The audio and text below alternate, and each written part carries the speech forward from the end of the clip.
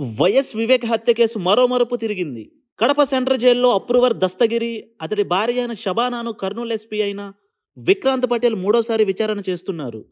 2023 November 28వ తేదీన జైల్లో దస్తగిరిని బెదిరించిన ఘటనపై దర్యాప్తు జరుగుతుంది. వివేక్ హత్య కేసు నిందితుడు శివశంకర్ రెడ్డి కుమారుడు చైతన్య రెడ్డి పేరు ప్రస్తావనకు రావడం సంచలనం రేపుతుంది. తమకు అనుకూలంగా సాక్ష్యం చెబితే 20 కోట్ల రూపాయలు ఇస్తామని, మాట వినకపోతే జైలు నుంచి బయటికి రాగానే చంపేస్తామని ఈ విధమైన బెదిరింపులకు పాల్పడినట్లు దస్తగిరి ఆరోపణలు చేస్తున్నాడు. అయితే రాష్ట్ర ప్రభుత్వం ఏర్పాటు చేసిన విచారణ కమిటీ కడప జైల్లో దర్యాప్తు చేసింది. కర్నూలు ఎస్పీ అయిన విక్రాంత్ పటేల్ ఆధ్వర్యంలో వేగంగా విచారణ జరుగుతుంది. అలాగే ఈ విచారణకు హాజరైన పులివెందుల టీడీపీ ఇన్ఛార్జ్ బీటెక్ రవి, దస్తగిరిని బెదిరించిన సమయంలో రిమాండ్ ఖైదీగా ఉన్న బీటెక్ రవి వాంగ్మూల్యాన్ని కూడా నమోదు చేసుకున్నారు పోలీసులు. ఇక దస్తగిరి ఫిర్యాదుతో మరోసారి వైఎస్ వివేక్ హత్య కేసు సంచలనం సృష్టించబోతుంది.